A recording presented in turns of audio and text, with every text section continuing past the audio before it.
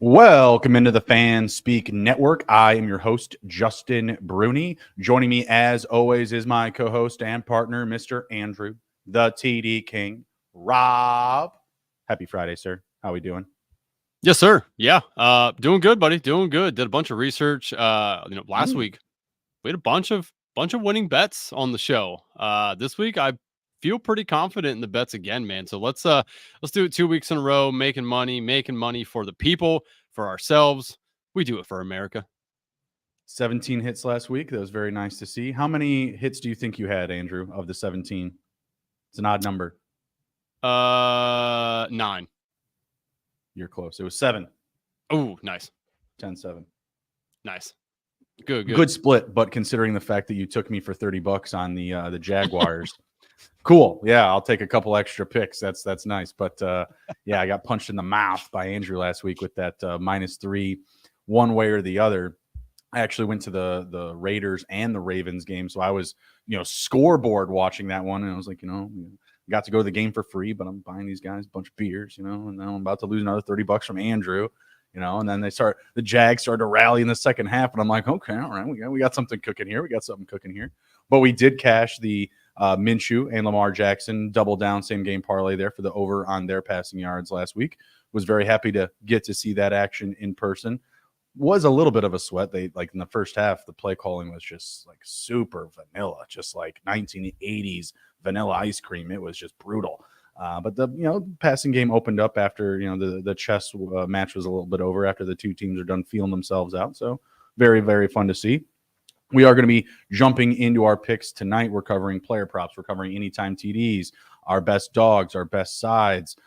Sprinkle in some money line picks, but we're also going to do some alternate spreads and totals and player props as well. So we'll have a little bit of an alternate conversation.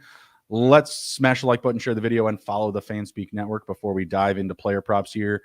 Andrew, who is your first player prop candidate for Week 3 in the NFL? So first one, Tank Dell over 3.5 rush yards, -115 right now. He's averaging 7 yards per attempt. He's had five carries through the first 2 weeks. This is more of a Joe Mixon's not going to play. How much are they going to lean on Cam Akers? They're probably going to give Tank Dell a little bit more work than he's had before in the backfield. So this one feels like, honestly, he just needs one good carry to get there. But I think we're going to see him get probably 3-ish carries. So this one feels really good at 3.5 rush yards. I like that. I like the concept, going after that option with the potential of Mixon being out. Any update on Dame Pierce? Did he get into practice today? I don't think so, but I'm not. No, he is listed out, Damian Pierce. Okay. So you're missing Pierce and you're missing Mixon, it looks like. Was Mixon also ruled out? Yeah. No, he's listed as doubtful. So not 100% there, but he hasn't practiced, I don't believe. So a good situation. My only concern, my only smidge of a pushback would be he does get 3 of those and he gets pushed back. He gets pushed back for negative yardage. And that's just why I feel like it's really low. But I like the thought process because of the guys that are being out. Okay, so obviously I'm not going to get a huge market for Cam Akers, and how much can you really trust Cam Akers? But I think we can trust, the Houston Texans to use Tank Dell more and definitely more creatively because there has been a lackluster in his production through the first 2 weeks. So I like the thought process there. Let's see. I don't know why I have my anytime touchdown picks up. I got Deshaun Watson, Shaboy, Andrew. 6-2 in his last 8 games, over 20.5 rushing yards. He's hit it through the first 2 games of this season. We both agree the passing acumen is just not there, or it's not back yet, whatever. It's not clearly present, and he needs to do something extra with his legs. So I think 20.5 is a pretty friendly number on a Friday. I definitely recommend attacking this immediately, this number. If you're going to be, going after this game, doing a same game parlay, getting more action, in the Browns and the Giants, Watson over 20.5 rushing yards should be in your card. I firmly believe that. -113. And again, he's hit it in 2 starts so far this season, and he hit it in 4 of 6 starts last year. So again, 6-2 since coming back to the NFL to that total. Nice. Yeah, no, I like that one too. I mean, they're definitely he's going to organically run, so I feel like that one's a pretty good number. He's just also scared, like I feel like he's genuinely scared to make a tough throw or to make a less than conservative throw. So the upside on the ground game for him is massive right now until he shows us, he can actually be a threat in the passing game. Yep. Next one up for me, Derek Carr over 1.5 passing touchdowns, -102. So almost even money for this. I mean, when we go here, I mean, look at the total. The total right now sits at 49.5. I mean, the way that you really attack the Philly defense is through the air. Their secondary is, mid at best. I do feel like, they just saw Kamara wipe the floor with the Cowboys. I don't think that they're going to let that happen. They're going to make Carr make those throws. And, and that's where I think the majority of their touchdowns are going to come through is through there. I actually don't even mind if you want to take Derek Carr 3+ passing touchdowns for plus money. That feels good to me as well. I think there is going to be a bunch of points scored in this game, but yeah, over 1.5 passing TDs, -102. Yeah, the Eagles are letting up a massive opportunities through the air. Obviously, saw it week 1 in Brazil up against the Packers with a healthy Jordan Love. And the Saints have not been shy about coming out and starting fast. I kind of, when I mentioned I went to that game this weekend, watching the two teams feel each other out with safe, conservative play calling, it's been kind of a consistent measure around the league, around the NFL, right? We've seen a dip in passing touchdowns, but the Saints, they don't feel like that sort of conservative team. Like they are coming out and hitting the ground running in the air, I guess I should say. Rashid Shaheed's hitting the ground running. And I guess I would kind of lean off of that to kind of extend that conversation with Carr is I like that, either taking him over the 2, buying an alternate number at the 3. We'll be talking about some other alternate numbers as well. You're going to get really juicy odds for that. But what do you think about like a multi-touchdown game here? Like, what do you think about like a multi-touchdown game for Shaheed or even Olave? Taysom Hill's hurt, so don't take him into consideration. Yeah, I mean, I don't mind that. Do you think that it's better to take one of those guys for 2+ or to just parlay both of them to get a touchdown? I mean, you could really go at all 3 levels. You could do them parlayed together on a anytime touchdown ticket. You could do them double touchdown separate. Yeah, I mean, either way. Yeah, or bet them individually with just the anytime. Yeah, and if you're going to take those guys to do that, I mean, it's not a bad thing to correlate it with Derek Carr over 1.5 passing touchdowns. You might as well, right? If you do want to take Derek Carr to 3+ by any chance, it's +370. 4+ is +1200. But yeah, I really do feel like both these. Actually, I feel like both the teams in that game are going to be able to take that, to both teams through the air. So I like it on both sides. You mentioned the Cowboys, so I wanted to segue over to Derrick Henry, who does get them this week. You cannot put these 2 picks together because of their just direct correlation. But again, very good options for a same game parlay if you want to get some, mixed up into that game. Obviously, there's a lot of offensive weapons. Zay Flowers has been amazing. You saw, Mark Andrews get a little bit more involved last week. And then, of course, CeeDee Lamb, Brandon Cooks, take your random pick at a running back or maybe one of those tight ends. But Derrick Henry, he showed up last week. He got over the 16.5 carries. I see him doing that again this week. So that's at -120 on the carries, 16.5. And he's also getting 66.5 rushing yards. We saw what Alvin Kamara was able to do on the ground last week. I wasn't overly impressed, again, with how the Ravens started out that game with Derrick Henry. But as the game went on, they ramped him up more and more. And I think they're going to continue to get him more and more touches as the season goes on. In week 3, I'm going to take him for over 16.5 carries, or because again, you cannot put these 2 together, 66.5 rushing yards. I mean, his job is to, pound the ball into the ground, take it up the middle, and possess the ball, possess the clock. And this is something that I think the Ravens are going to want to do, especially on the road, establish themselves, get easy points, possess the ball, outclock the Cowboys, and hopefully take back a win. They're 0-2. So I'm feeling that there may be a little bit more pressure on Harbaugh to say, hey, we're 0-2. We got to ride out this guy. Like he's potentially the best player on our offense after Lamar Jackson. We need to ride him out and, kind of lean on him. So either of those, like I said, over 16.5 carries or 66.5 rushing yards. FanDuel won't let you put them together. If you have another book that does, by all means, you're getting minus 113 and minus 120. That's going to get you at least a juicy plus 250. So if you like that narrative of Henry being able to ground and pound, essentially, do you like the under then of 47.5 in this game? I do, yeah, because I like the Ravens again to slow things down. Now the Cowboys from the opposite end of things, they may go the different direction. They may need to go towards what the Saints are doing and just getting more vertical, because the Ravens, they bring a heavy pass rush. Kyle Van Noy, not your typical clogger, linebacker. He's more of a downhill. I'm going at the QB. Same thing for Owe. They have a lot of guys up front that just are going to get after the quarterback. So I think that they also have to start this game off probably in a similar fashion, a little bit more vanilla, a little bit more Zeke, and a little bit more Rico Dottle, mixing in those little trick plays to Cavante Turbin, things like that. But I think you'll probably see something something similar out of the Ravens as well. So I don't know if 47 is a healthy number, because obviously the books are that is their best sharp pick, is winning on totals.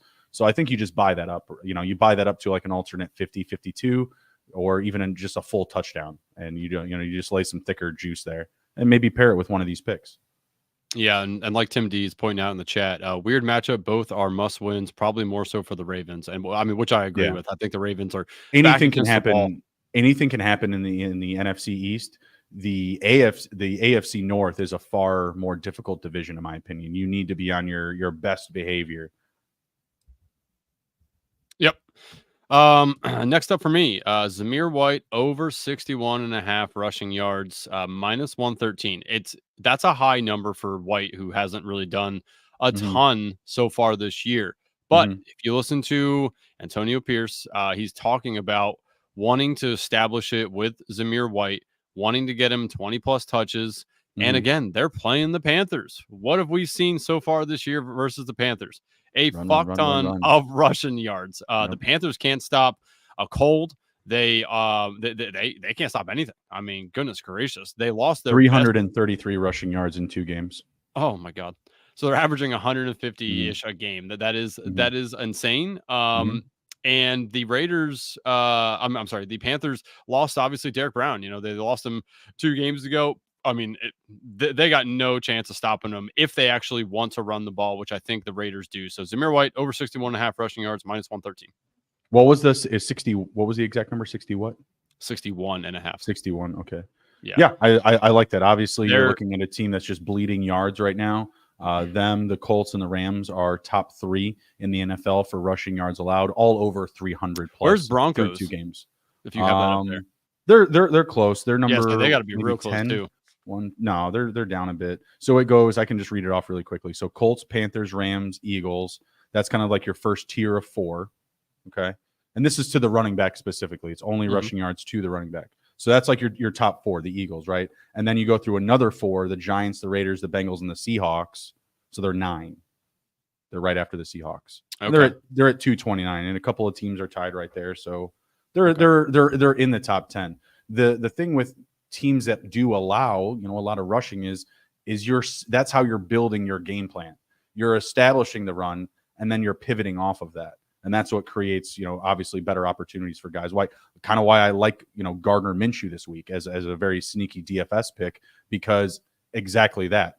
The Panthers are going to allow so many yards on the ground, and that continual pace of play will benefit the Raiders, where that opens things up for Brock Bowers, for Devontae Adams. I think it can be a very big weeks for those guys as well.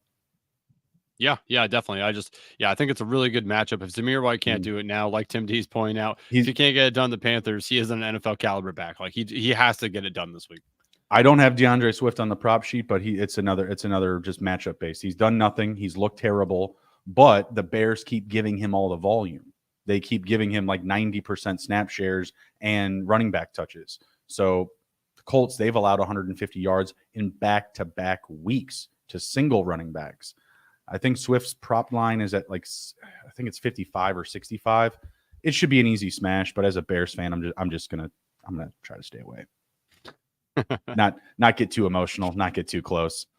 My next one up, I've got Trey McBride over 5.5 receptions, leads the team in targets.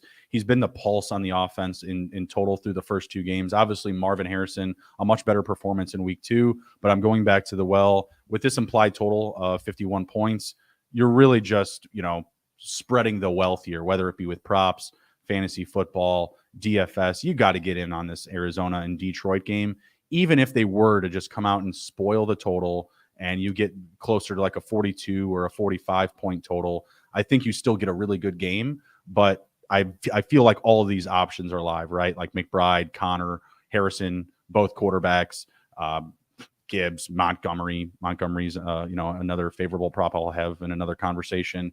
But J-Mo, Amon Ra bouncing back last week. Like, you're getting into this game. I'm going to get in with McBride over 5.5 receptions. Again, leads the team in targets. He's collected 11 receptions on 15 targets through the first 2 weeks. Love what he's doing over there. And, it's just on par with the discussions that we had all summer about that offense. Trey McBride's going to be the top guy. It doesn't, Marvin Harrison can have a good season, but Trey McBride will lead the team in targets. So far, knock on wood, we're safe through 2 weeks. Am I up? Yes, sir. Yes, sir. Okay. I have a Rachaad White over 47.5 rushing Back yards, to the well. minus 113, playing the Broncos. Broncos are not a good at, as you said, they're the 9th worst in the NFL with how much rushing yards they allow to running backs.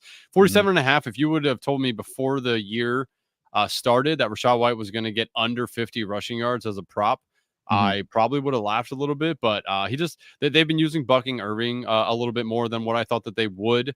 And but I feel like it's a good spot for him. He could probably bust out, a few runs of 15 plus. I think I saw his longest rush is like 20.5 or 21 yards is what they have it posted at. So, honestly, if he gets that in a rush, that's almost half of it right there. So we'll see. It just doesn't correlate to me if they think that he can potentially get a 21-yard run, but his line is set at 47.5. He has to get probably at least 10 to 15 carries. I don't know. It seems like it's too low, and I'll jump on it now while Rachaad White has had, a bad start to the season. Yeah, I think you are getting a little bit of a discount there, especially with the matchup. I feel like that should probably be closer to 70 yards. But, if we were deeper into the season, maybe they had a few better performances against the run. Maybe you get that number back down. Ken Walker had over 100 rushing yards in week 1, and then Najee and Warren combined for over 100 in week 2. So they've been bleeding. Not a lot of receptions, so I think that also helps as well.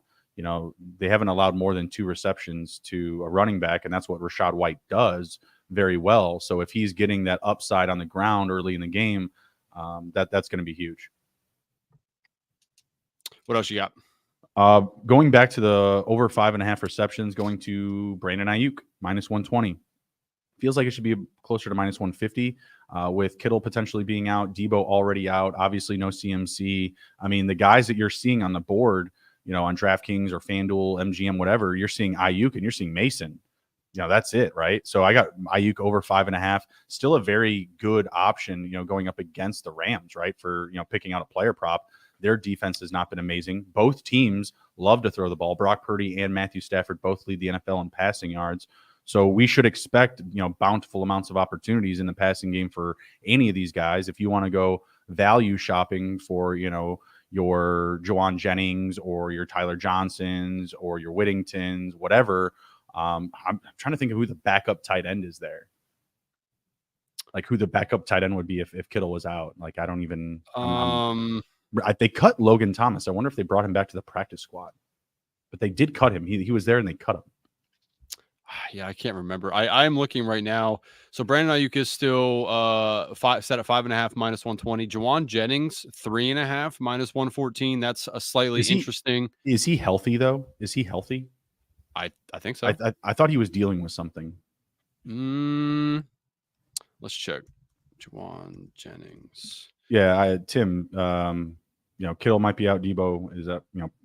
Will be out, and CMC is out as well. So it's wide open right now. Hopefully for at least Ayuk. So putting Ayuk with McBride, both of those guys over 5.5 gets you to 263. You can also do Ayuk and Mason. Mason only has 1.5 receptions It's at minus 180 though, so like that's appropriately priced, obviously. Yeah. But I like that too. Give me Mason and Ayuk minus 180 and minus 120, and you should probably get close to plus 200, 180. I don't know, something like that. I don't think it's much farther north than 205. Yeah, Ayuk's longest reception is 26.5. I kind of like that as well. It's funny, like you mentioned this game, and obviously Ayuk is a good play here, but some of these Rams ones they're all set at 3.5 for Parkinson, Robinson, and Tyler Johnson. I don't know why they don't have Weddington on here. Maybe they're not sure with him and don't want to put him on here. I think D Rob is probably still your safest bet. Like he's playing the most snaps. I know it's not the sexiest of names because you saw Tyler Johnson with like a higher yards per catch. Obviously, Jordan Whittington was a fan favorite from the preseason. He seems like the guy that's like fighting to get on the field, in my opinion. But I could be wrong there. But I also see a lot of Kyron in this game as well, and it could be a coming out game for Blake Corum if he can catch some passes back there. Yeah, this game is going to be interesting with all these injuries here. both sides. I mean, they're really banged up. Plethora. That was the last of my player props. So, do you have any more? I got one more. So I got JSN over 40.5 receiving yards, minus 113. Looks like DK's probably going to go. Is he going to be 100%? Not sure there. This is why I kind of like taking JSN. They finally used him as he should be used last week. What, he had 16 targets, I think, something like that. Look what happens when you get rid of Shane Waldron. Holy cow. Can't wait for the Bears next year. I was going to say, it's like, where does Shane Waldron go? Remind me. Dude, I never liked that. I never liked that. I know. Especially when they got Keenan when they got Rome because they already had Keenan. Because of what we saw from JSN last year. Like, they don't use 3 wide receiver sets, and now you're bringing in this guy that specializes in something opposite of what our roster construction offers as upside. Like, what the hell? Makes no sense. No, I can't stand Shane Waldron, dude. Derek. I know. And I think JSN has a favorable matchup because I don't think he's going to see Ramsey a ton if DK does play. I think that they are going to be able to pass the ball on the Dolphins a little bit. And 48.5, it feels like if JSN gets 10 targets, he catches probably 6 of those at least. He should easily get to 48.5. So at minus 113, I'll lay the little bit of juice here. Love it. Where do you want to go? Do you want to go to touchdowns, alternates, totals, or no? I'm sorry, sides or dogs? Where do you want to go here? Let's do touchdowns. Let's do touchdowns. Okay. Yeah. I'll go first. I have Mike Gesicki for an anytime touchdown. Everybody's going shopping for Jamar Chase and T. Higgins this week. Big matchup. Going after receivers versus the Commanders. I'm buying the juice. Mike Gesicki had a couple of red zone targets, had a touchdown called back in week 1. He leads the team in targets right now, and I know that T. Higgins coming back will disrupt that, but I don't love what I saw, and this kind of goes into like the narrative of like where, people have been talking about Caleb Williams incessantly since that Sunday night game. The bad body language with CJ Stroud. He seemed disinterested. Oh, it's okay. He's a competitor. Oh, no, it's not okay. He's immature. He's a kid. Whatever hill you took a stand on, it doesn't really matter. What I saw from the Bengals was a significant disconnection between Jamar Chase and Joe Burrow at the end of that game. Jamar Chase lost them that game. He got them an unnecessary penalty when he went at the ref, incessantly barking at him again and again about not approving about the call. And Burrow is doing everything in his power to stop it and prevent it from happening. They lose that game by 1 point, Andrew. Burrow, all he wants is to come in and be Burrowhead. Burrow at Burrowhead, Thank you, Mike Rob. Thank you. Appreciate you, brother. Hair for the brothers. No, Chase was absolutely livid, Tim. And I get it, like you're upset or whatever, but you have to call it quits at some point. And they were not on the same page after that. And the body language there between those two looked far worse than what I saw between CJ Stroud and Caleb Williams. And I think it just went a little bit more unnoticed last week because, the Chiefs won. Oh, comeback. Oh, the pass interference at the end of the game that wasn't called. Like, there were just other things that people talked about instead of that. So I'm going back to the well with Gesicki this week. I think, leading the team in targets in an uncertain time through the first 2 weeks, you drop that first game to the Patriots. You bounce back in week 2 and you have a favorable matchup. If this offense is flowing and, pumping all sorts of air yards and passing opportunities, why not Gesicki to fall in the end zone for one? Plus 270, far better odds than you're going to get for Chase or T. Higgins this week. Yeah, that is true. And the Commanders have better linebackers than they've had as of recent. But I still think that your thought process on him still getting a bunch of targets is probably accurate. Higgins is coming back, but is he 100%? Probably not. So I still think that at least for this game, Gesicki is going to see still a nice little target share within the offense. And at plus 270, that is definitely not a bad thing to lay some shekels on here. So are you targeting any Higgins action at all? Like yards, catches, anything? So I haven't. It's a good opportunity, but yeah, I haven't so far. When these books start releasing their same game parlay, like no sweat tokens, I'll put something on it then. Okay. I have in the primetime Paloozas for underdog. I have taken Higgins already there, stacked him with Burrow. I do think Higgins is a tough matchup for Washington, but at the same time, I don't think he's going to have a ton of work coming back for the first game. So I still think your Gesicki play is a good shout out there. Love it. What you got? My first one, Devon Achane. This started out when I was looking. While I was looking, started out minus 110. Kept looking for other stuff. Came back to it plus 100. Was looking for other things. Came back to it plus 110. It changed from minus 110 to plus 110 within 45 minutes of me doing research. Was that after Mostert was out? Because nope. Oh yeah. This was after that. So all this changed within 45 minutes of doing research. I could not figure it out. I started looking online. I'm like, all right, did somebody else get hurt? I actually passed on him because I was thinking about him in my card as well. Just you consider, no QB. They've got to be more conservative. They got to run the ball. If they get into the red zone, likely guy to score. But I also saw it at 110, so I was like, I don't love that. Let me go look at it right now. But this was earlier today. It ended at plus 110. Let me see if it's still sitting there. It is actually plus 115 now. That's crazy. Yeah, I'll definitely buy that at that price. That's much better. He's plus 115. Charbonnet is minus 105. I think that should be flip-flopped at least. So for plus money, Devon Achane, what do you have? 29 touches last week or something like that? 29 opportunities? Yeah, but he had 7 targets and 7 catches though. So but again, consider I don't trust Skylar Thompson as far as I can throw him. That being said, I've bought the many dips in Tyreek Hill this week. But regardless, that's a special player. They can let Tyreek run the ball if they want to. That would actually be my only concern is Tyreek comes in and takes an end around reverse, they set the edge up for Achane, but then Achane behind the back to Tyreek on a sweep. See ya. Yeah. So not sure. Just think the price is wrong. Plus 115 now. If Achane throws a touchdown to Tyreek, does that count? I don't think so, but that would be awesome. That would be funny. That'd be sick. Shout out Tyreek Hill, one of the few players that has thrown a touchdown, rushed for a touchdown, received a touchdown, and returned one for a kick and a punt return.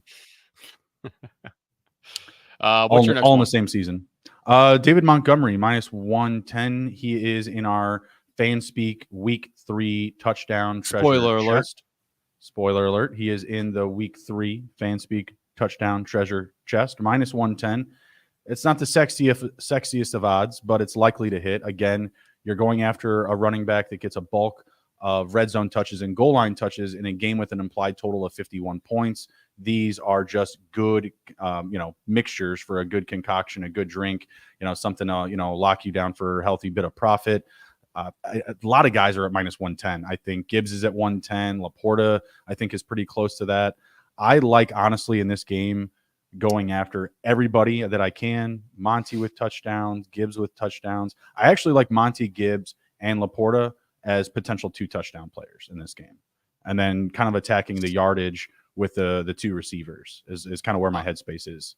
I like Montgomery. I have taken him a little bit in underdog on the battle royales this week because he's one of the last running backs that kind of go like almost every time. So I like that play. And segueing into, you named him, one of my other guys I have anytime touchdown, Sam Laporta, plus 155. I thought it was nuts. When you look at this game, they have 8 players under plus 200 to score a touchdown. That's really wild. That is Vegas pretty much telling us they're We not don't sure who's going to score the touchdowns, but we know it's going to be these motherfuckers. Like this.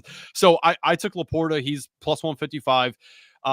Dan Campbell said, someone asked him about like usage and all this. What's up with Laporta? He said, listen, he's like, first week it was Gibbs. Last week it was a Monroe. He's like, he said verbatim, this week it's Laporta. Next week it's Montgomery. Like he said that. I'm taking him at his word that he's going to get Laporta. We got to go for 2. We got to go for 2 though. Well, you know what? Let's see what I'm looking it up right now. I have it right here, plus 1,200. Oh, that's spicy. Well, holy shit. Plus 155 for 1 and plus 1,200. Oh man. The 2 you gotta we got to go to Laporta. David Montgomery is plus 500, so the odds really aren't there. Jahmyr Gibbs plus 480. I mean, like I said, those would be the 3 that I would target. I don't know if I love anybody from the Cardinals to get a double up. I know Marvin got one last week. Yeah. If I was to do that, if I was to go to play at both sides, it would absolutely be Laporta and McBride.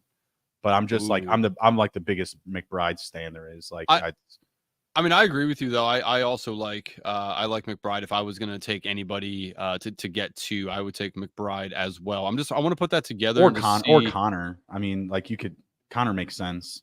But their defensive line is pretty good. Like you beat the Lions by passing on them. That's true. If you put Laporta 2 touchdowns and McBride 2 touchdowns together, 170 to 1. Yeah, that'll pay. Not bad. Not bad. That'll pay for a few grocery bills. Yeah. So anyway, I'm taking Dan Campbell at his word that he said that this week's is Laporta. Maybe that's to throw off the scent that it's actually going to be Montgomery and Gibbs again. But I'll take Laporta. I mean, he has to get more involved. And to Andrew's point about the 8 players being under the plus 200 for a touchdown, if they don't know, then this is the time to go alternate shopping, to go after 2 touchdowns, to go over or attack rare occurrences or what you would see as rare odds, like a 2 touchdowns, like 3 touchdowns, whatever it is. Maybe it's multiple. Kyler Murray, actually, he was plus money to throw 2 passing touchdowns. I almost put him down, but I started looking at the game logs, and he does a little bit more running. And with James Conner healthy, he doesn't have a lot of multi-passing touchdown games, actually. So it scared me away. But the plus, what is it, 108 for that offense, how well they've been playing through the first 2 weeks. I know they didn't beat Buffalo, but they covered and they put them to the test on the road. So, again, I trust them here at home to put up points. Implied total is high. I mean, Vegas could also be entirely wrong about that, right? Like if they're completely wrong on the player props, they could also be completely wrong on the total. And this could be something like I kind of mentioned earlier, more of like a 40 to 45 point total type of game where both teams are trying to lean on the run game and, play a little more chess, slow things down a little bit, because it did not look good for the Lions last week when they were playing up tempo. It did not look good for Jared Goff. Yep. And we kind of talked about that too Wednesday, just about the Lions, maybe just getting back to the run game in general, like really leaning on the run a little bit more. And I do think that props up at least David Montgomery for this prop of the anytime touchdown. So we'll take that and leave it. But there is definitely some volatility to be bought at value in this 51 implied total game between the Lions and the Cardinals. Yep. You got another anytime touchdown? DeAndre Swift. We talked about it a little bit. Colts bleeding yards on the ground, led up 150 to 2 individual running backs in back-to-back weeks. Only one rushing touchdown allowed so far on the ground. DeAndre Swift just getting the volume of touches. I know we saw Khalil Herbert score a touchdown at the end of that game last week, but I think at that point, like Swift had just, he had played a lot of snaps, had a lot of touches up to that point. They were just looking for something a little bit different, and Herbert didn't do anything spectacular other than just scoring the touchdown. So give me Swift this week to find the end zone, plus 100. You also just look at the passing game. You're losing Keenan Allen again this week. Caleb not looking sharp, not looking on the same page as DJ Moore. You want to talk about a bad connection right now. The amount of highlight videos that I've seen about DJ Moore talking up Justin Fields and saying that the top 2 quarterbacks in this year's draft aren't better than him. Oh my gosh. The rolling eyes, the Derek Carr, emo eyes, on the bench. I've seen it all. So also rookie QB hasn't thrown a passing touchdown yet. So a little bit more upside of the run. Swift getting at plus 100 with a bad start to the season through first 2 weeks. Give me the value. You gonna do a anytime touchdown Swift parlay? DeAndre Swift and Travis Swift. Who the fuck is Travis Swift? Travis Kelce Swift. Clever. That's plus Clever. 350 for the Swift parlay. I got it. I will check that out. I will check that out because that's an easy tout on the old Twitter. That's right. Yeah, say the Swift parlay, baby. All right, my next guy up, Devontae Adams plus 130. We saw him score last week towards the end of the game. Again, the fucking Panthers can't stop anybody. I think Zamir White could potentially score. Adams scored, but when you can get Devontae Adams at plus money, feel like you want to take it. Again, plus 130, Devontae Adams. He has a cake matchup as well. I think it's going to be JC Horn. That'll probably be on him. Horn's good and all. Devontae Adams, much better. Outsizes him, outpaces him. Yes. Wait till you see JC Horn's ankles after this game. I mean, they're going to be massively swollen. It's going to be terrible what he's going to do to them. Plus money.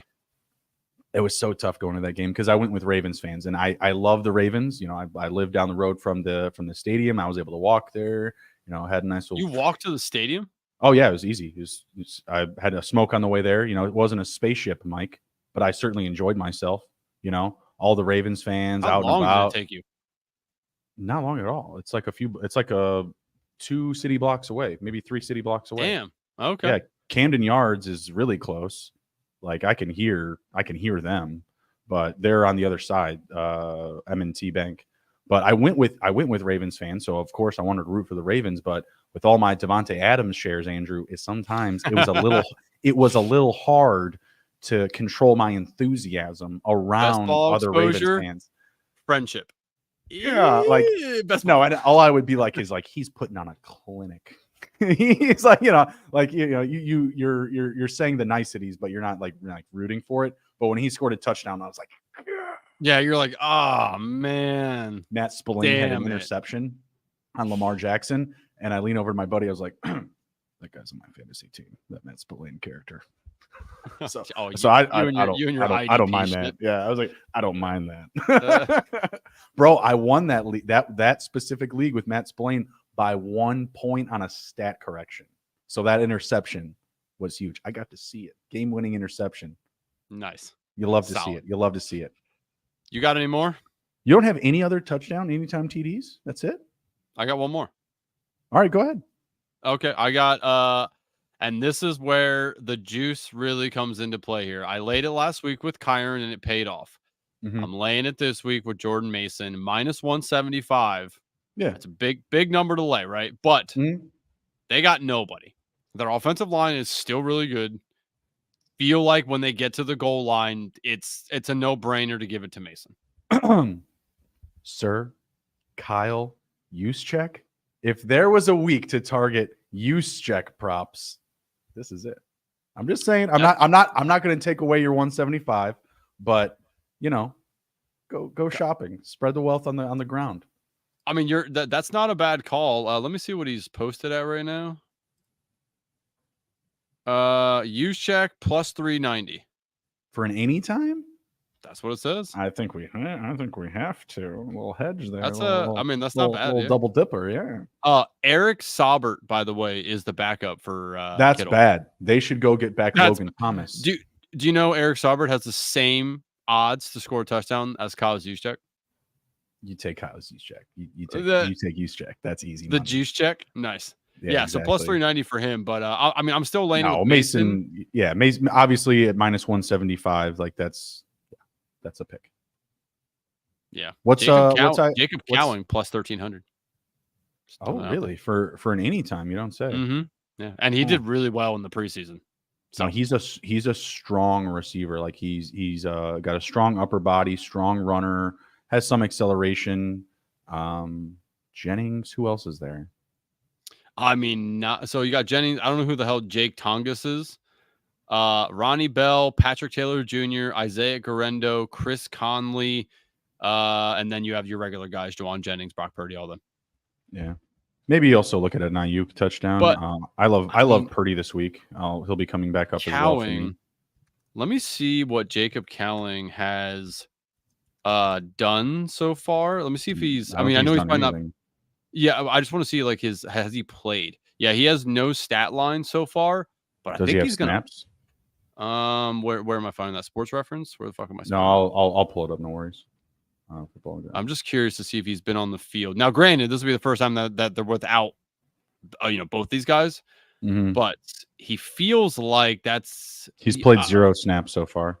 So none. I'll Maybe he read gets you. in now. I'll read you the snaps. So yeah, no, he's next up on the list as a 0. The guys ahead of him that have played snaps: Ronnie Bell, Chris Conley, Juwan Jennings, and then you have Debo out. So that would push him up to potentially the 18 to 30% range of snaps if he stays on the field. Like if he goes out there and does something. But this guy's a physical runner. Like he's not huge. He's 5'9", but he's he's kind of like what you were looking for out of like Roman Wilson or Lad McConkey. He's the Niners version of that. Also, I guess Ricky Pearsall. They're kind of similar in that aspect. My last one up is Carson Steele. No Kareem Hunt this week. They've obviously brought him onto the roster, but they're not elevating him from the practice squad for Sunday night. Samaje Perine doesn't scream red zone touches to me, and this is a team that's disciplined in close. I don't know what it is, so let me guess. I'm assuming you have it written down what his odds are. Yeah. I'm gonna say it's moved up, by the way. It was -110. It's not -110 anymore. Okay, so it's went to the our favor. It has to be I'm gonna guess -135. Oh, no. It went to plus. It went Oh, I'm sorry, our plus favor. 135. That is Plus correct. 135. Plus 135. That is Ooh. on the nose. On the nose. Oh, that's man. Yeah, Carson's nice. Okay, wow, that's okay. Got lucky on that. That's I like that. I like that it's moved in our favor. Mm-hmm. Normally, people are gonna hop off that right when it's like, why is it moving that way? But I think that P Ryan probably got some money. Do you happen to know what he was and is now? No, but I can pull him up. I don't have his written down. I just don't see him being a huge threat other than trying to make a broken play outside the 20. They gave Steele 2 red zone carries before Pacheco got hurt, didn't they? I wouldn't know off the top of my head, but I'm pretty sure Pacheco, they gave him 2 red zone carries. So the thing with Pacheco is that he could kind of do it all, right? He can catch passes, he can block, and he can run up the middle and eat clock with his running ability. Steele does all of that. Like they still have not gotten him like on the outside, like edge touches. This guy's fast. They use him in the kick return. Like he's got speed. So I mean, this is someone that could literally unleash himself as like the next, Damian Williams. I see him as that. I don't see Samaje Perine. Everyone is so caught up with Samaje Perine. When was the last time you saw Samaje Perine do anything worth of anything? I don't understand this. Perine is plus 290. Okay. And Steele has now come down to plus 130. The leaders are Bijan minus 140, Rice 125, Travis Kelce. These are plus 125, plus 125. And then Steele is the third best option. And then Xavier Worthy, who I think also we probably should look at. Yeah, I similar, think if you're leaning, similar to your Tank Dell thought process. Sure. I think if you're leaning into Perine, it's that Andy Reid is a mastermind and might be able to scheme up Perine for something. I'm with you. I think Steele's the much better play, but I think if you do want to lean into Perine, it's just that you believe Andy Reid's going to use him in a good way around the goal line potentially, or within the 20, and he might be able to bust one off. But yeah, I don't know. I agree with you. Steele's a better play. I could be completely wrong. Maybe Andy Reid knows that Samaje Perine is this downhill runner, someone he can trust in between the tackles. To me, he's just been a guy that you can plug out there on third down that that can block and can catch a pass. So to me, for him to score a touchdown, it's broken play theory. Something happens, he breaks a tackle or two, and he's off to the races. Like that's it. But that could also go just as likely in favor of Steele, or if they lined Worthy up at running back and did the same thing. So it's tough for me to trust him.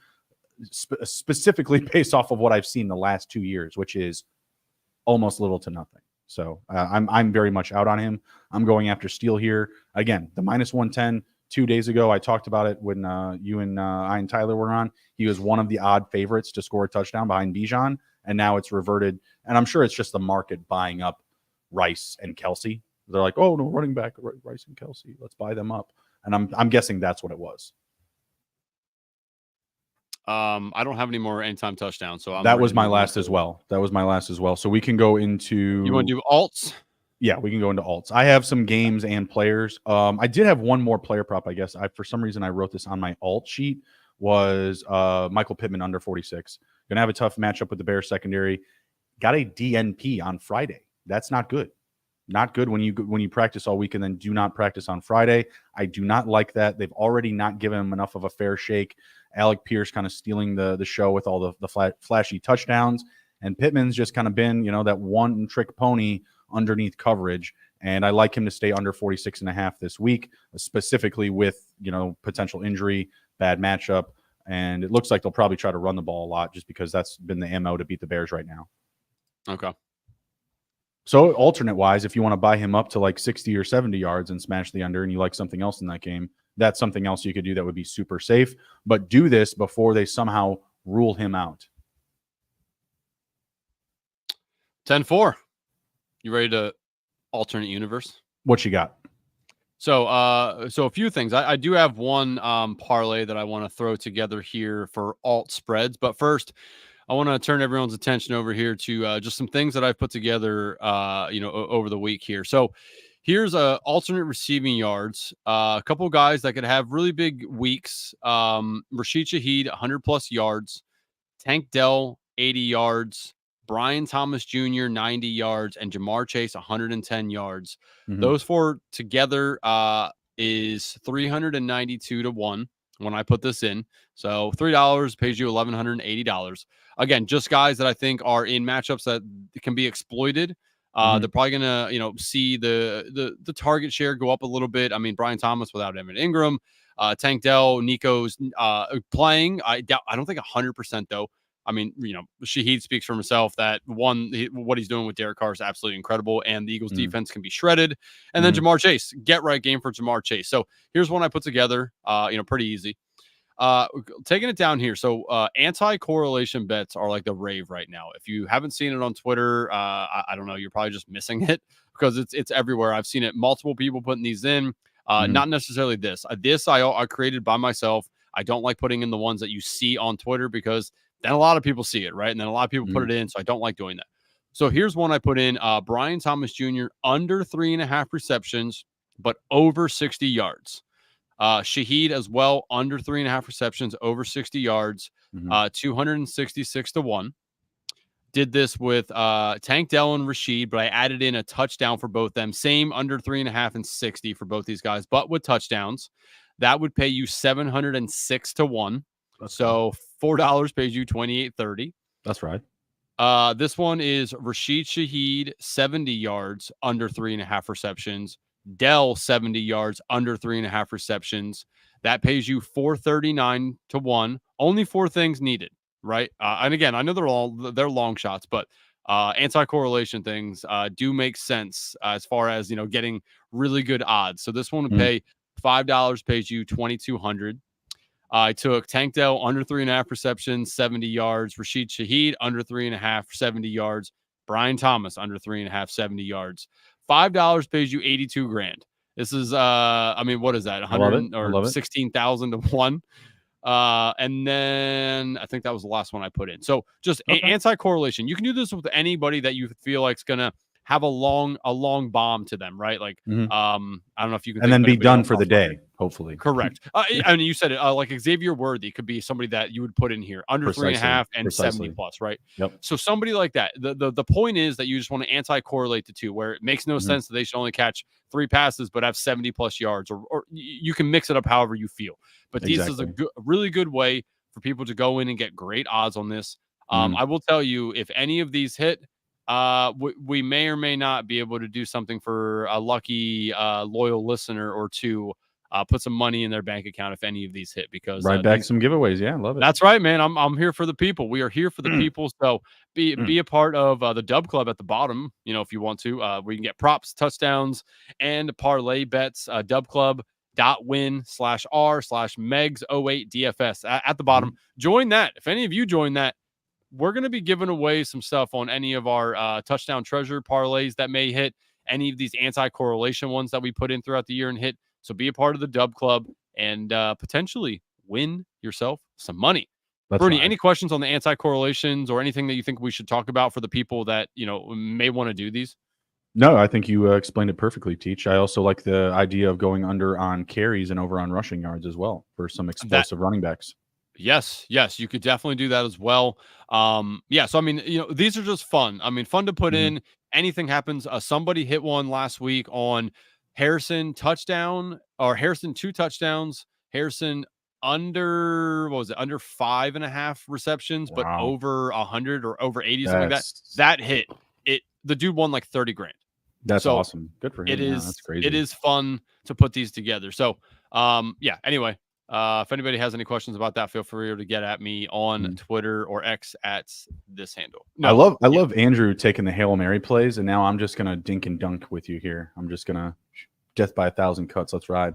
I love it. Looking for the end zone, looking for some big plays, not on the field, but in the sports books. I love it. Let's take it to the house. Let's be sure to smash the like button, share the video, and follow the channel as well. My first one up is buying down the number on the Seattle Seahawks at -2.5, paying -178. Not as sexy as some of Andrew's picks that he just rolled off there, but giving you a little bit of a safer floor for establishing yourself for a nice little 2 or 3 leg parlay. I do think that Seattle can keep this game within a field goal. I think the 4.5 is a sharp number. We don't know what we're going to get out of a wild card quarterback in Skylar Thompson. I think a lot of us are expecting him to not do very much, but let's keep in mind that Mike McDaniel is a very good play caller. He knows how to scheme up his guys, and I still think that they can remain competitive in this game, but I still lean in favor of the Seattle Seahawks. I'm taking them at -2.5 on the spread, -178. The next ones I have are, there's some juice, there's not 207 to 1, but a little +162, a little Brock Purdy action, a little +250 passing yards in a game where they are going to need to most likely throw the ball. He leads the league right now with Matthew Stafford in total passing yards, so he's been doing it. We're not going after touchdowns. We just need some good passing volume here. And again, another offense that prolific, score a lot of points, love to move the chains, easily move the chains, good play calling, a good passing game to the running back. You have still weapons there in a guy like Ayuk. I mean, I like Jacob Cowing. I know he's more of like an underdog guy, but a lot of people are talking about Jacob Cowing being a steal in this year's draft. So give me Purdy +250 passing yards, +162 on the money line. Did you have any other ones, or you want me to just keep rolling through these? I did an alt on the spreads. Okay. Let me pull up my screen here again. So over here on the side, I did the Eagles up from 2.5 to, so it's pretty much, it's a teaser play essentially. Eagles from 2.5 to 8.5. Also, if you want to shop around, Eagles are sitting at +3 at some other books. BetMGM has that. So if you want to go get a better number, you can. I'm just showing it on FanDuel. Browns down from 6.5 to 0.5 point. Interesting. Oh yeah, I'm on the Brownies this week again, buddy. Well, no, but why so low? Why the 0.5 point? Why don't you just take a money line? What odds are you getting for that? +240 for the whole thing. What does it go if you swap the Browns 0.5 point for money line? I mean, it's the same thing. Let's but see. What's better? Well, but then you can't take it as a teaser, because what are you going to tease? You're going to tease to Okay. So hold on, let me go back here. Yeah, okay, there we go. So Browns from 6.5 to 0.5 point. The Bucks from 6.5 to 0.5 point, and then teasing up the Dolphins from 4.5 to 10.5. Get you I like the Browns just at the 6.5 there. I mean, yeah, so do I. But I mean, again, you can't just pick and choose the teaser. It's all or nothing. Okay, all right. So I liked alting this, and you can change the teaser. You can change to 6.5, 7, 7.5, whatever you want to. You can go down to like +4.5, +4 on these, whatever you want. The typical teaser is just 6 points. So did that for 6 +240. It feels good. I mean, this is like one that I would put like 2 units on. I really like all these teams this week. Let's go. I like that. I like those specific picks. We're gonna kind of segue off of that. I'm gonna take the Bucks -9.5. I'm gonna buy them up. Yeah, from the 6. It's not the sexiest of odds. So this is not something I want you guys at home to bet on now. I do want you to wait for Sunday in hopes to get some better odds. Plus 136. I'd like to get to like the plus 150, 175 range if I could. I think 175 might be a far cry based on Denver. They haven't been good. And we've just seen Tampa put up points. Chris Godwin, wide receiver 1 right now. Baker Mayfield, one of the top 3 QBs. Mike Evans had a huge week 1. He could easily, have another big week 3. I mean, he came down to earth a little bit last week, but the weapons are there. Baker's playing with confidence. I think it's a great matchup. And the Broncos just look bad. I mean, Bo Nix could get pulled at any point. You know what I mean? And it could get worse. It might get a little bit better, but nothing that's going to deter me from taking the Bucs a touchdown plus, minus 9.5. So yeah, I'm buying the Bucs up. Getting a little bit more juice there. Plus 136, minus 9.5. You're buying 3 points, buying up a field goal. Yeah, 10-4. Let's do it to it, buddy. Did you have any other ones? Negative. I also have the Browns, minus 9.5. Plus 128.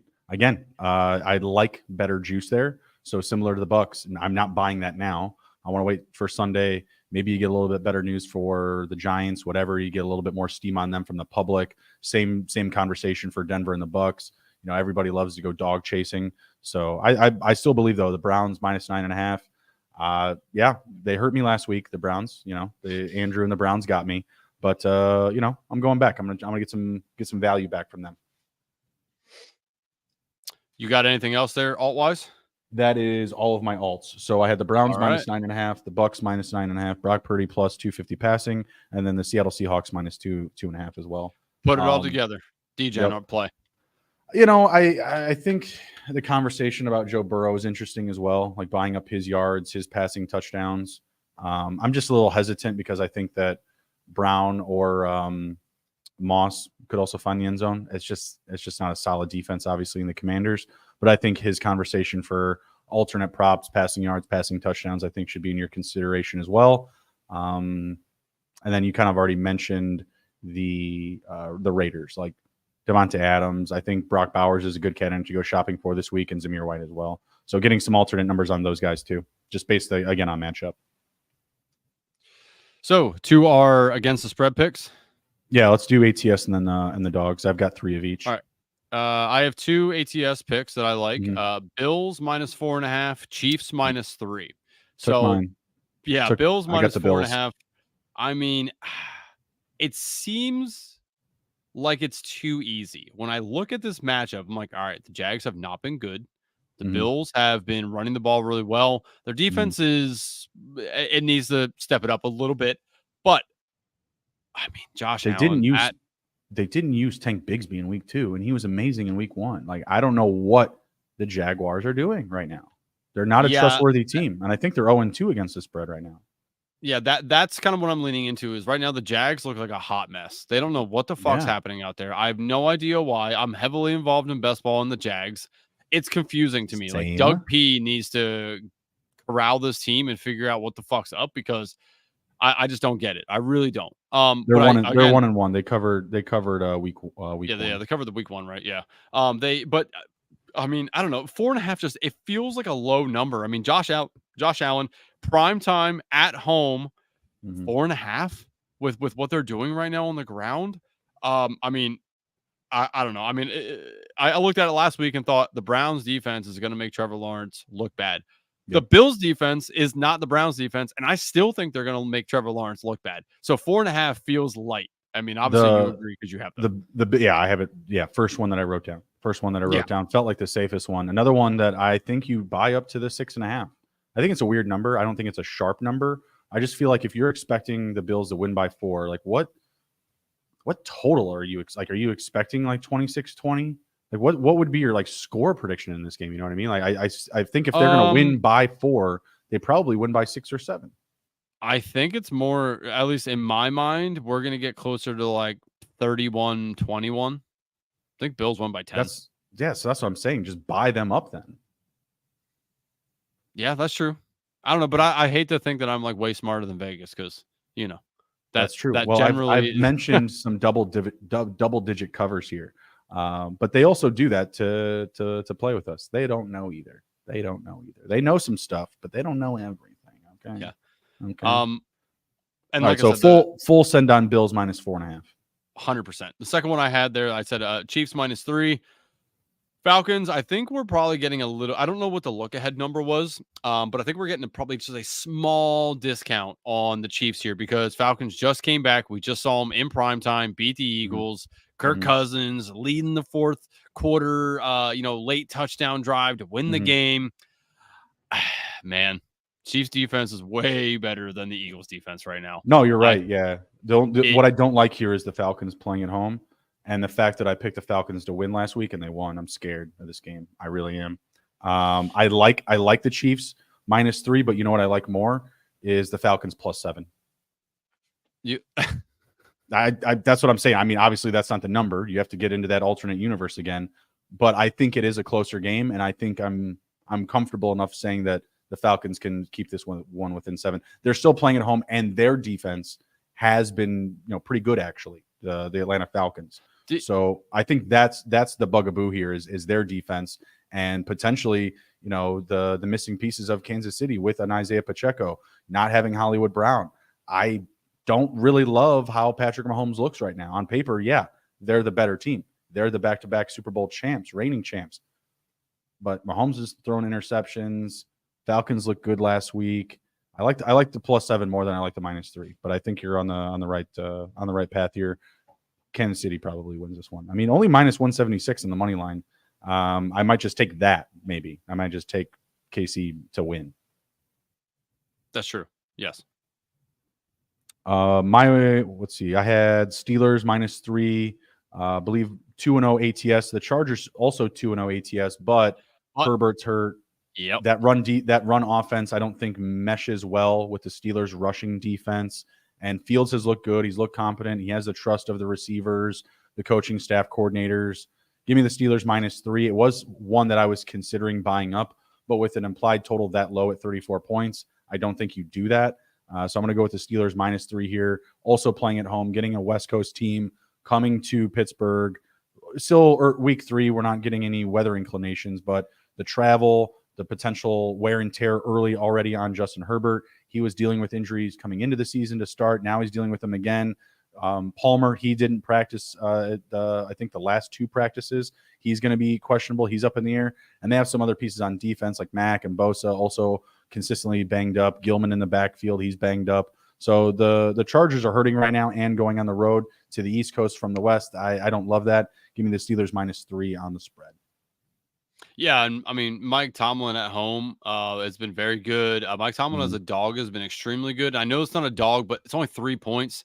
It's close enough in my eyes. So, yeah, I like that pick a lot, especially if Justin Herbert doesn't play. I would go get this now if you want to play that because that number is going to go up if Herbert's not there. 7. So they'll go up to 7 for sure, 6.5. Yes, at least. So I would, if you want to go play that right now, I would do it. I full send the Steelers Friday night, 10:30 East Coast time. Let's go. Let's get it. Do you have another one or no? Nope. I'm going to just do my 2 because one of them is in my dog walking. So I'll lead off with dog walking with the Cardinals +126. Home dogs. Competent offense. Good rushing. Good. The defense even looks a little bit better. They were obviously able to get Marvin Harrison involved last week. We've seen Trey McBride heavily induced in the offense week 1, week 2. Kyler looks really good, escaping the pocket, creating plays on the run, extending plays. I really like what I'm seeing out of the Cardinals right now. Home dogs, I get it. The Lions were good last year. They don't look as good as they did last year through the first 2 weeks, taking some tough hits. I like the Cardinals here. I like them +3, but I like them more +126. So I will take them on the spread at +3. I will put them in a dog walking conversation. If you want to put a couple of dogs together this week in a parlay, you got to have the Cardinals in that ticket for sure. Okay. I don't hate it. I fear that what we just saw from the Cardinals with a bad defense is going to it's a tougher matchup this week for them. I agree with what you're saying. I just it's a game I don't personally want to touch because I agree. I think the Cardinals can take it to the Lions. I mean, you hit on all the good points. A good offense, they're competent, they can rush the ball, they can slow it down if they really want to. But the Lions, man, they're going to come out headstrong, I feel like. So it's not a game I personally want to touch. If anything, I'd rather buy up the Cardinals in a teaser to like 9 and then feel a Okay, lot yeah, better. sure. Yeah. Yeah. No, I mean, getting another 4-5 points on the Cards, that's going to feel really good. If you had them at plus 7, 8, 9, whatever, yeah, that's going to be really juicy. But I again, what I've seen, the eye test, I think they fit as a healthy dog. Week 3, especially playing at home. Yep. My dog, call me Woof. crazy. Woof. I don't know what the look ahead line was on this, but there ain't no way this team You're was crazy. plus money or was not the favorite in this matchup before their quarterback went down. Packers. We saw their quarterback look like this on the field again. Oh. Skylar Thompson and the Miami Dolphins are going to go into Seattle and take it to Geno Smith. Do you think Mike Daniels on the hot seat? Do you think he creates like a special script for this game? No, I don't think. You don't think he's on the hot seat?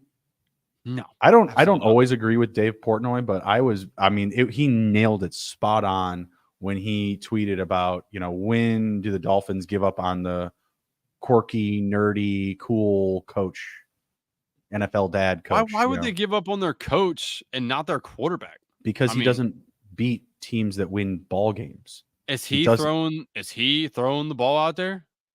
Hey, I've never been the biggest Tua fan, but I think that what we've seen on the field when Tua is healthy, it should be good enough. It should be good enough to win some playoff games. I'll trade Cliff Kingsbury for Mike McDaniels any day of the week for calling plays. Well, yeah, Mike McDaniels is a head coach. Cliff Kingsbury should Could never you imagine if Mike McDaniels had Jaden Daniels in bro. Miami? No, I would love Mike McDaniels as my play caller in Chicago. Don't get me wrong, but maybe head coach is a little bit too big. He's a little too big for the britches, I don't know. He's a good players coach too. I think so. I don't know. I agree, but I think that there is a bit of a shtick. Like he plays this little role, I feel like, rather than just winning games, dog. Like I'm sorry, when that Tua hit happened, whatever you want to call it, he just dove his head into fucking DeMar Hamlin. He just looked dejected. Like, I get it, you're upset. Your friend, your player, you're his coach. You have a relationship with the person, but you also have a duty to the other 51 players. Like, you got to go out there and try to win the damn game. When you lose your dog, you just don't sit down and cry. You go and find your damn dog. And maybe you found yours with the Dolphins this week.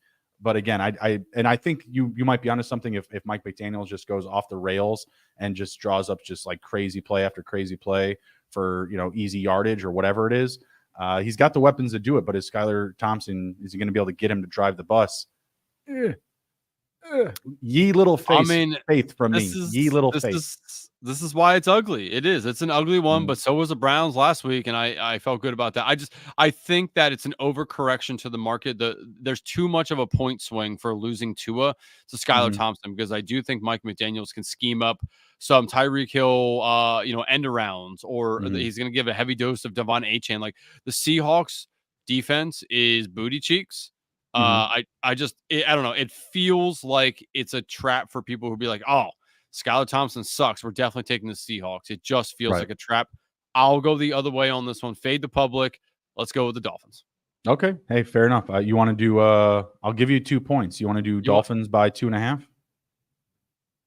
You get, sure. I'll give you plus 2.5. I get minus 2.5. All right, run it back. $30. I haven't spent it yet on the bottle. So if all I have to do is send it back to you, that feels okay too. Yeah, you'll probably have to wait for my paycheck for that next one. I was doing more of a friendly wager this go around because I was down so bad. Oh, but yeah, sure. We'll run it back. Run it back. Double down, buddy. Let's go. I think the Dolphins should trade for Deshaun Watson. I bet you do. Jamie. I bet you do. Hey, how about the Minnesota Vikings? Plus 110, playing at home, another home dog. I don't love the matchup up against Houston, but Houston, they're going to be missing Joe Mixon. Obviously been a big part of what they've been able to establish through their first 2 games. Dame Pierce, not a big market mover with him being out of the game, but can you trust Cam Akers against a Minnesota defense that's been getting to the quarterback? What is it? Is it Pat Jones? Pat Jones, the second. He's got a couple of sacks, I believe, in back-to-back games. They've been causing pressure Flores getting overly complimented by Brock Purdy at the end of that last game for their scheme and their playing calling on defense. Stroud and the Houston Texans didn't look amazing against the Chicago Bears. And I'm not saying the Vikings and the Bears defense is all that similar, but the way the offense has been playing, a better than expected defense that I've seen, give me the Vikings plus 110 on the money line. Okay, small dog, but dogs bite no matter what. It's another one that I don't really want any part of because I do feel like it feels like people are not going to want to be on the Vikings because it's the Texans. Mm-hmm. But I do feel like you're right. Like the Vikings have been playing really good. This is a complete stay away for me because I'm scared to bet either side, to be honest. Take the over. What's the number at 45? 45. Yeah, 45 I mean, and a half. The Vikings offense, it's downfield, baby. That's where they're trying to live. 2 high safeties. We don't care. We got Justin Jefferson. Don't tell Mel Kiper. Yeah, we'll be just fine. We got JJ. And not every team has JJ. That's the problem. JJ looks good up against the 2 high safeties. Tyreek Hill, pretty solid up against the 2 high safeties. Anybody else? like not Jamar Chase. Like, no, thank you. I'll take the 2 safeties over Jamar Chase right now. Hasn't looked amazing. You got to go all in, Meg. No, none of this kind of talk. All right, we got to get in. We got to get in there. Let's go. Jump in the pool. Yeah, I don't have toe dipping. I don't have any other dogs. I'm not willing to serve America and our people anything less than what I feel confident in. And besides the Dolphins, don't want to do it. Go Pack, go. Let's go Packers. You taking the Packies? Yeah, plus 120. Your mortal enemies. I know. And the Vikings. Look at you. What up? I know. God. The Bears are pissing turncoat. Me off right now. Yeah, the Bears are pissing me off right now. You don't hear me out here putting the Eagles up there, even though I think the Eagles can beat the Saints. I ain't doing it. All right. Well, bet with your fandom. See how that works out every week. See how that goes. How much you put on the Commanders this week? Nothing, because I'm a realist and I realize that you're a realist. You're a realist. Yeah. Okay. Though, if you do want to bet on the Commanders, the only thing you can hang your hat on is how did the Bengals lose week 1 to the Pats? What happened? Pats ran the ball extremely well, right? That's the only thing Washington is doing very well right now is running the ball. Mm-hmm. That's how they beat the Bengals. You know what we need to do? Time of possession. We do need to get. I'm going to take the Packers. For all we know, Jordan Love may even play, and you'll get a huge line adjustment. I don't think that happens. But Malik Willis, revenge game. And he was being all cool about it. Like, no, it's not a revenge game. They gave me an opportunity. They drafted me. It's all good. No, I call massive, massive bullshit. No, he wants to go in there. If he's playing, he wants to have a big performance. Not saying that he would, but enough to win the game. Tennessee is just not impressive to me. They're not impressing me at all.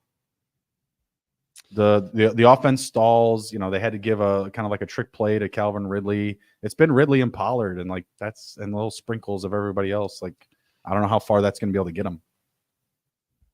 Yeah, man, this is a tough one for me. I agree with you on that. I think that Willis wants this revenge, even though he's saying it. But if I'm going to put money on it, I will put it on the Titans money line. I don't want to take the spread, but honestly, again, it's another stay away game for me. I don't really want to bet either side.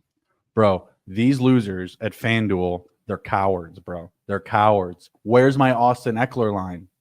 You're 0-2, FanDuel. You're 0-2 on Austin Eckler. Be a man. Step back to the table. Get back on the floor. What are you doing? They've got Jamar Chase. They've got Terry McLaurin, Zach Ertz, and Mike Gesicki and Brian Robinson Jr., and no Austin Eckler. When these cowards drop the Austin Eckler line. Yes. No, I don't see receptions or yardage on FanDuel. Let me check DK and see if they have anything for you here to dip your balls into. If it's anything from 25 to 29.5, you're taking that over. Well, let's take a gander here for the people. Let's see. Receiving props.